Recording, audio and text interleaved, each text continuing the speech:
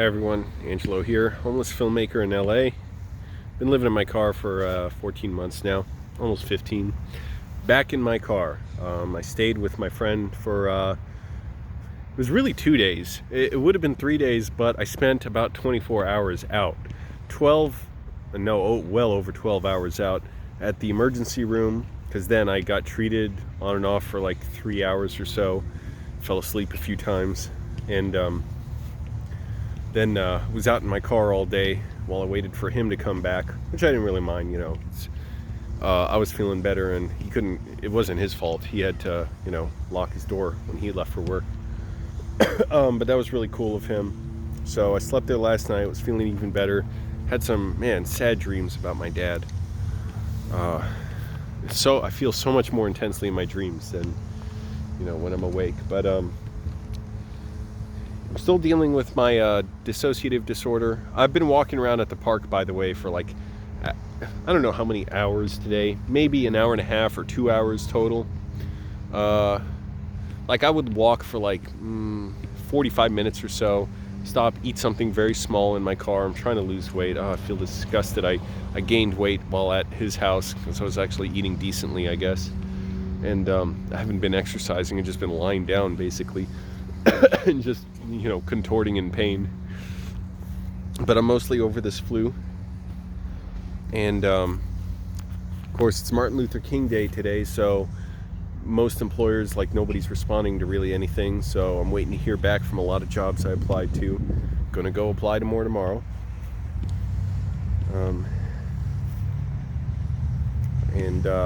My mental disorder, my dissociative disorder, is still freaking me out. I got to deal with this thing.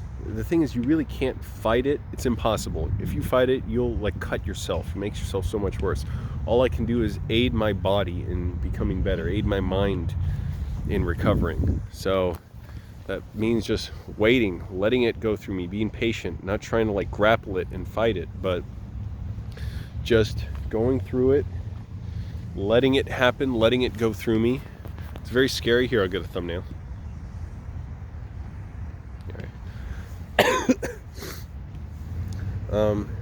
If anyone doesn't know, I have a disorder called depersonalization, derealization. At least I believe I have it. A fairly good information saying, okay, I have a lot of symptoms of it. No two cases are the same. Some people have it extremely bad. I've had it extremely bad before. This time, I'm still functional, but I know I'm not myself. When I think back to how I was before I had this, I'm just not like that. I was so much sharper. I was, I was able to access so many more emotions. The depersonalization part means I'm disconnected from myself, depersonalized. I don't feel my emotions in a way, although they are coming back. And derealization meaning I don't feel the world is real sometimes. So I'll watch stuff, but if I watch videos of people doing stuff with their hands or holding each other or something, it's all of a sudden I dissociate, I depersonalize, and it's those are my hands and I'm holding. It's a very uncomfortable feeling. It is so uncomfortable and so strange. And I've gotten those when I've been dissociated before, and I didn't understand quite why I was getting them, and now I have a name for it. Oh, I'm getting depersonalized. I'm dissociated. Or I call it DPDR'd out. I'm not having the worst of it, but I have my little flare-ups, and each time I'm just having to be more patient and think, okay, I'm gonna get through this. You'll never guess, that is a Mercedes driving by. A Mercedes crossover, and it sounds like a huge diesel truck. By the way, anyone who's going to listen to it, doesn't matter. Modifying your cars like that, your car is meant to take a certain amount of power on the transmission. If you do stuff like that, you're wearing out your transmission and messing up your gas mileage, all that. Anyways, so dealing with this disorder, it's a lot right now. I'm having to just just keep going, be patient, keep working, just allowing myself to recover, not freaking out that I'm having these little flare-ups from time to time.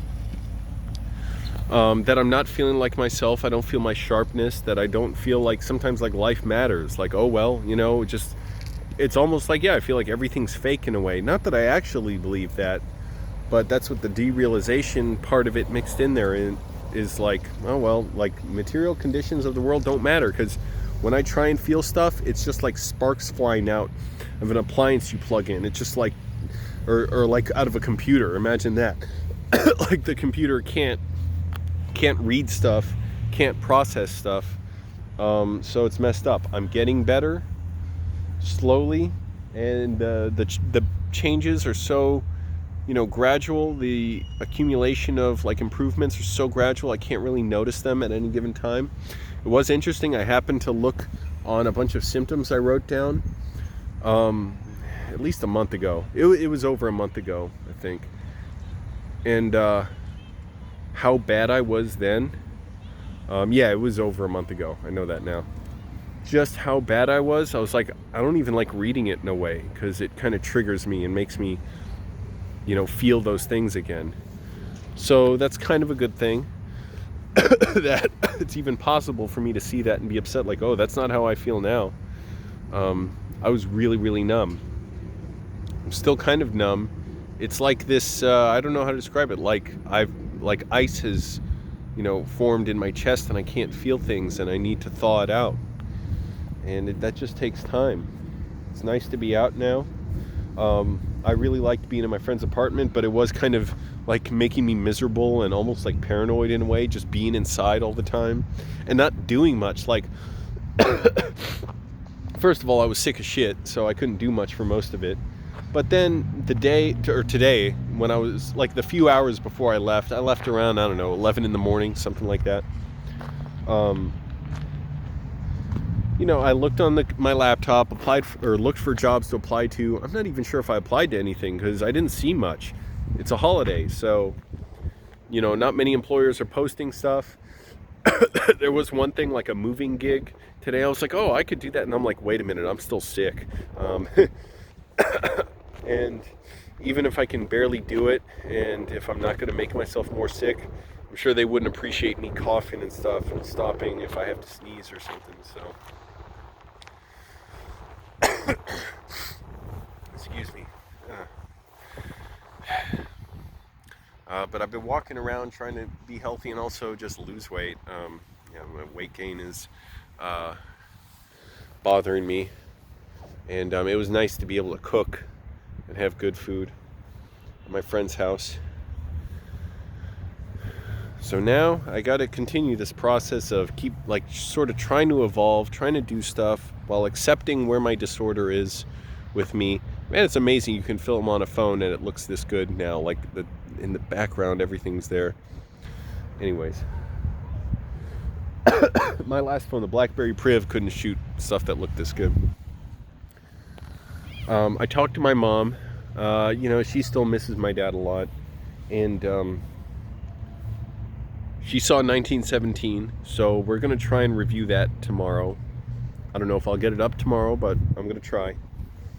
And stay tuned, that'll be an interesting review. She had very strong things to say about this movie. It's the Sam Mendes directed film about a soldier in World War I who has to notify like another battalion, a British battalion, that they're going to be ambushed if they try and launch this attack against the Germans, and it's all done, you know, to look like the movie's done in one shot. So Roger Deakins did the cinematography, collaborator with Sam Mendes on maybe all his movies, I think. And I love Sam Mendes films. I love Jarhead, Revolutionary Road. Oh man, that freaked me out. Scared the shit out of me. Because that woman reminded me of, what's her name? Leonardo DiCaprio and Kate Winslet. Kate Winslet reminded me a lot of a woman I had been involved with. Seems like each night, like going into night, my flu gets worse and then it gets better in the morning. Last night I was hurting like shit. I was talking to my mom saying like I can't keep my eyes open because I'm too dizzy, and then when I close my eyes I'm too dizzy. It's a But when I slept and woke up, I felt much better. So right now it's just my chest and my cough that's getting me. It's been kind of like that with my dissociative disorder too. When I wake up, I'm more clear-headed, feeling better at night. It kind of gets to me again, and I get scared, like, am I going to have to go through some crazy hellish experience like I did every other time I had this disorder to get better, or can it just keep getting better? The first time I went through it, it was about exactly a year and 3 months, of just nightmarish, an experience that was just torture, while I kept thinking God was destroying me, until I realized, oh, I don't have to believe any of this stuff anymore. I can just quit going to church. But it was, that's the thing, if I didn't keep going to church every week, I'm not sure I would have gotten out of it, or it was just fucking torture. I didn't want to either way. It's just, oh my goodness, what a nightmare. Second time, I went through that relationship with the abusive woman that kind of shocked me back into my body in a way. Third time, I went through severe pain, disability, extremely intrusive, painful thoughts that to me were like delusions and hallucinations. Now I understand they weren't, because because I was aware that they were troublesome. But they were extremely painful, along with a lot of other symptoms, and that lasted for 9 months till I got better. So I'm hoping this time, please, motherfucking body of mine, do I have to go through some crazy painful puzzle in order to get better? Can it just fucking, can I get some relief without all that, without that nightmare? So, every little twist and turn of the day and of my life surprises me, in how it can aid me or sometimes triggers me and makes me have setbacks a little bit. But even I think the setbacks are part of my recovery in a way. It's just part of when you jog something loose, you got to shake it, and sometimes it gets more stuck and less. And that's how this feels. It really feels sometimes, today I felt a little bit more this disconnected, floating, weightless feeling that other depersonalization, derealization sufferers have said they feel. And it's scary, but it's I gotta trust that somehow just my body just draining this thing, just washing it out of me, flushing it out. I hope. I don't know. That's the thing. You only realize with this disorder what you feel in the moment. There's no seeing ahead to anything. So it sucks, because sometimes I'm just frustrated. I'm why can't I just feel like a real person? Why can't I just feel like a normal goddamn person? Do I have to have this freakish disorder? Oh, damn. I already had 2 cough drops today, too. They're not really helping, too. It's just I can't talk. I have to stop talking. But I'm trying to get up early tomorrow. I want to get more in my normal routine. Not even get up at 7 a.m. That's too late for me. Get up at 5 a.m. Let's see if I stick to that. Go to the gym, shower. Walk around at the park. I don't know if I'm going to work out tomorrow. If I still have a bit of the flu or something, I might just lay off. It might not hurt my flu, but I don't know. I'm just a little paranoid about doing it. But I'll be glad to get back to working out hard.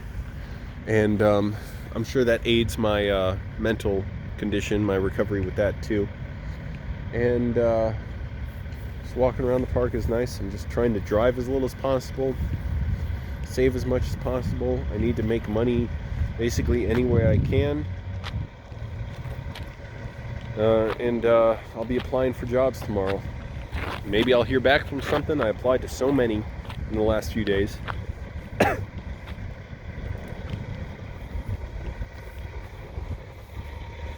And I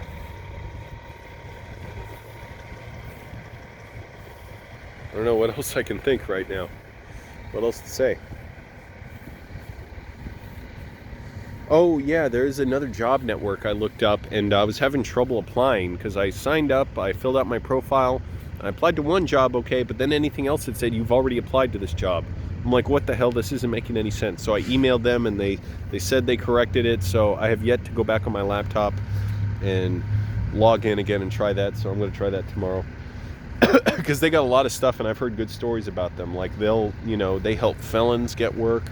They help a lot of people get work. I'm like, that's awesome, man. And they seem like they have gigs that hire immediately, like whatever, just general laborers on like construction sites and stuff, whatever, man. I got to do anything. Really doesn't matter my comfort level, right? Except customer service. Fuck that. I will not do that. And working in very loud places because my ears have been hurting all week. They're finally feeling better after being at that bar the other week to check about that security job. Now, I may still get a security job because the same people, I said, sorry, like they asked if I could take a shift. I said, I'm sorry, but my ears have been hurting and ringing since being at the bar. I think it's just taken a toll on me. Working in bars as long as I have, I'm going to decline it. Well, one of them followed up and showed me that they also do security for construction sites and offices. I was like, oh, well, hey, I'll do that. So one of the guys said, okay, well, let me check because we're trying to get a contract with like a office building soon. I'm like, great, okay, that would be cool. Yeah, it would be boring work and all that. It doesn't matter. I got to take something. Trying to stay fit. Oh man, I'd like to shed 30 pounds, if you can believe that. Alright, this is fun. I don't know what else to say though. What else should I talk about? What am I doing this week? Fuck if I know. Oh, I know I'm working on another video with the guy who does the Steve Clymer videos and the Flex Trek Whip Snake. By the way, they put out a new Stu Cranston's video, the sort of inept scientist. Go look up Steve Clymer or Stu Cranston's or Flex Trek Whip Snake and look at the Dr. O'Dub channel. When you pull up the results, you see their channel. Go to their channel. It's called Dr. O'Dub. Any of the Flex Trek Whip Snake videos or anything like that, click on one of those videos and go to the channel, and you'll see the latest video. I didn't have anything to do with this latest one. It's Stu Cranston's Explores a Hole. It's really funny. And it's their second new video now in 4 years, since the first one being Steve Clymer's motivational speech that I filmed and edited. So I'll be working with him on something else, something totally unrelated, a whole different concept with him later this week. We were both trying to do it last weekend and we both got sick. So neither of us were able to do it. So I'm really looking forward to that. That's a great place where we work at, the Sun Space. That's where I did the tribute to my dad. You notice the host of that show, that's Steve Clymer and Stu Cranston's. And they have a new book out, The Rose and Rose Lifestyle. It's very funny. It's stuff from all their crazy videos and fake products. Anyways, it's a nice sight out here. Oh, maybe that's a good thumbnail. Maybe I should stand this way. It's so weird. It mirrors me, so I don't know why a lot of phones do this on the selfie mode. It looks like my left hand's moving up, but this is my right hand. So it's like a mirror, like I can touch myself. All right, I can't talk anymore. Bye.